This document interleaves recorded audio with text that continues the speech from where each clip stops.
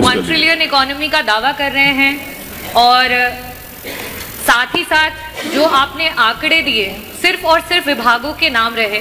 उनको तथ्यों की जानकारी होनी चाहिए कि उत्तर प्रदेश ने $1 ट्रिलियन की इकोनॉमी बनाने के लक्ष्य को रखा है और भारत 3 नहीं बल्कि $5 ट्रिलियन की इकोनॉमी बनने के दिशा में अग्रसर हुआ है।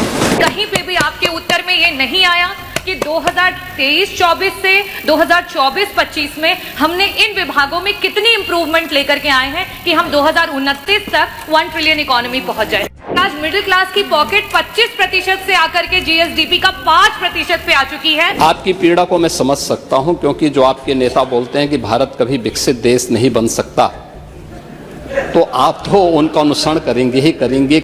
नेता सदन से मैं अनुपूरक पूछना चाहूंगी। अध्यक्ष जी 1 ट्रिलियन इकोनॉमी का दावा कर रहे हैं और साथ ही साथ जो आपने आंकड़े दिए सिर्फ और सिर्फ विभागों के नाम रहे।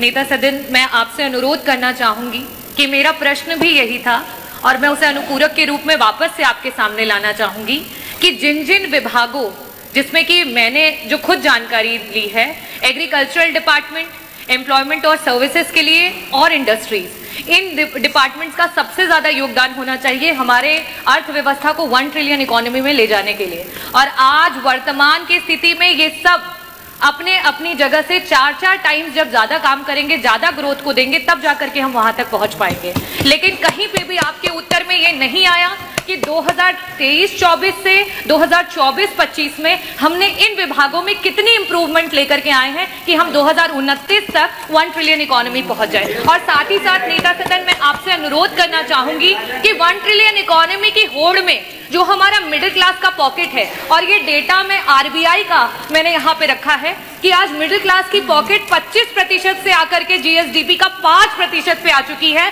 उन परिवारों के लिए सरकार अपने ग्रोथ रेट में कैसे काम कर रही है, उस मिडिल क्लास को इसमें कैसे बचाएगी? बस ये 2 प्रश्न हैं, मैं अनुरोध करूंगी कि आप जवाब। मुझे लगता है उनको तथ्यों की जानकारी होनी चाहिए कि उत्तर प्रदेश ने $1 ट्रिलियन की इकोनॉमी बनाने के लक्ष्य को रखा है और भारत 3 नहीं बल्कि $5 ट्रिलियन की इकोनॉमी बनने के दिशा में अग्रसर हुआ है। आपकी पीड़ा को मैं समझ सकता हूं, क्योंकि जो आपके नेता बोलते हैं कि भारत कभी विकसित देश नहीं बन सकता, तो आप तो उनका अनुसरण करेंगे ही करेंगे कि उत्तर प्रदेश कभी $1 ट्रिलियन की इकोनॉमी नहीं बन सकता। ये वक्तव्य आपका अपनी पार्टी के अनुसार, समाजवादी पार्टी की मंशा के अनुरूप उपयुक्त ही है।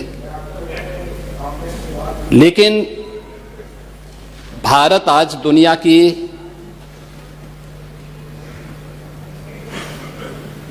5वीं बड़ी अर्थव्यवस्था बन चुका है और 2027 में भारत $5 ट्रिलियन की इकोनॉमी बनेगा, इसमें कोई संदेह नहीं। और दुनिया का सबसे तेजी के साथ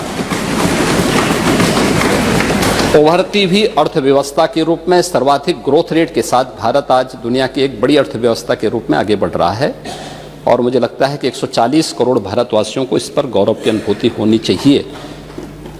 हो सकता है कुछ लोगों को इसमें अच्छा नहीं लग रहा हो, क्योंकि जिनका अपना पर्सनल एजेंडा होता है वह देश के विकास को अच्छा नहीं मानेंगे।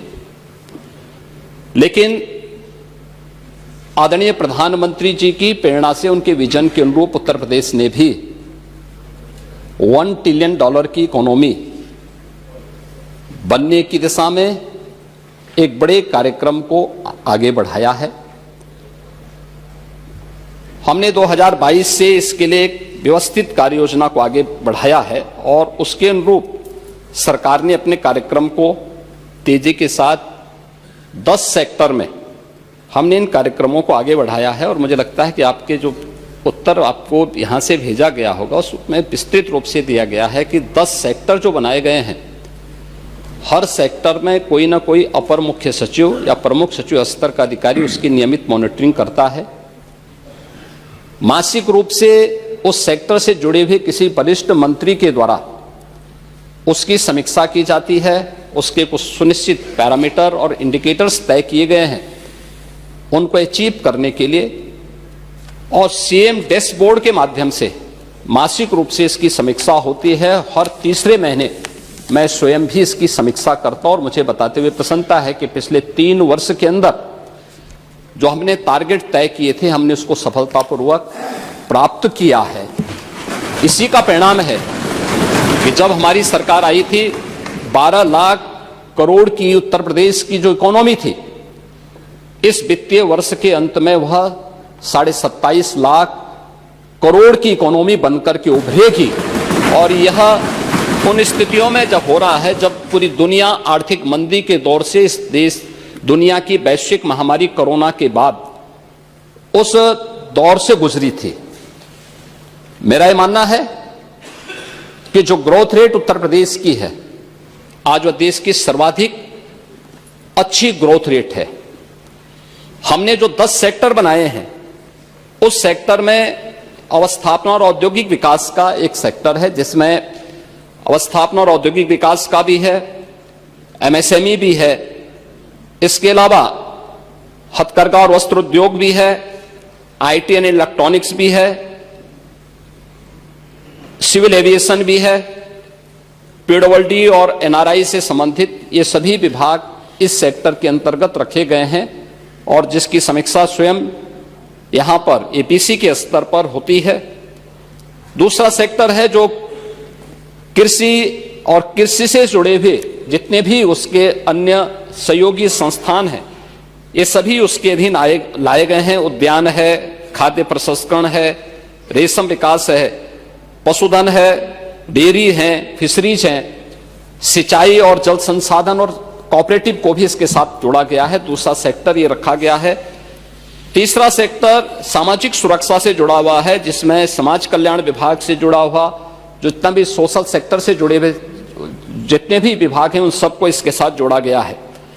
चौथा विभाग नगरीय विकास से जुड़ा हुआ है जिसमें आवास और शहरी विकास का भी है, रोजगार और गरीबी उन्मूलन का भी है, वन, पर्यावरण और जलवायु परिवर्तन से जुड़े हुए क्षेत्र को भी, इन सभी को इस सेक्टर के साथ जोड़ा गया है। और पांचवा ग्राम्य विकास से जुड़ा हुआ है जिसमें ग्राम्य विकास, पंचायती राज, ग्रामीण अभियंत्रण सेवा, नमामि गंगे और ग्रामीण जलापूर्ति, तार, राजस्व, इन सभी विभागों को इसके साथ जोड़ा गया है।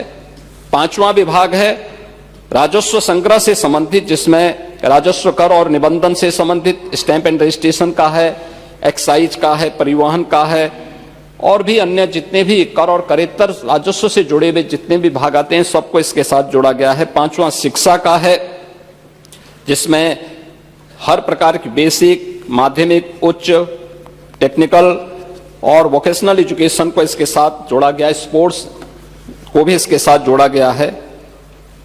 आठवां जो सेक्टर है वह विविध क्षेत्र में है, गृह विभाग, गृह है, कारागार है, इसमें अन्य जितने भी विभाग आते हैं इन सबको इसके साथ जोड़ा गया है। नौवां विभाग है चिकित्सा स्वास्थ्य का जिसमें चिकित्सा स्वास्थ्य का है, परिवार कल्याण का है, मेडिकल एजुकेशन है, आयुष का है, महिला और बाल विकास का है। और 10वां सेक्टर है जो सर्विस सेक्टर है, टूरिज्म का है। इन सभी को इसके साथ जोड़ करके एक व्यवस्थित कार्य योजना को आगे बढ़ाने का कार्य किया गया है। हम सबको इस पर गौरव की अनुभूति करनी चाहिए कि प्रधानमंत्री मोदी जी के नेतृत्व में 10 वर्ष में इस देश ने 25 करोड़ लोगों को गरीबी रेखा से उभारने में सफलता प्राप्त की है। और पिछले 8 वर्ष में हमारी सरकार ने 6 करोड़ से अधिक लोगों को गरीबी रेखा से ऊपर उठाने में सफलता प्राप्त की है। ये चीजें दिखाती हैं कि हर एक सेक्टर में बदलाव हुआ है और उन्हीं को ध्यान में रख करके उत्तर प्रदेश के इस पोटेंशियल को आज जिसको देश और दुनिया देख रही है, महाकुंभ के इस आयोजन के साथ हम जोड़ के देख सकते हैं। अकेले महाकुंभ का एक आयोजन उत्तर प्रदेश की इकोनॉमी में 3 लाख करोड़ रुपए से अधिक की ग्रोथ करने वाला है। महिलाओं के स्वावलंबन की दिशा में जो कार्य हुए हैं, अकेले उत्तर प्रदेश पुलिस भर्ती में 20% भर्ती अनिवार्य रूप से महिलाओं की हुई है। हर एक सेक्टर में उन्हें रोजगार के अवसर प्राप्त हुए हैं।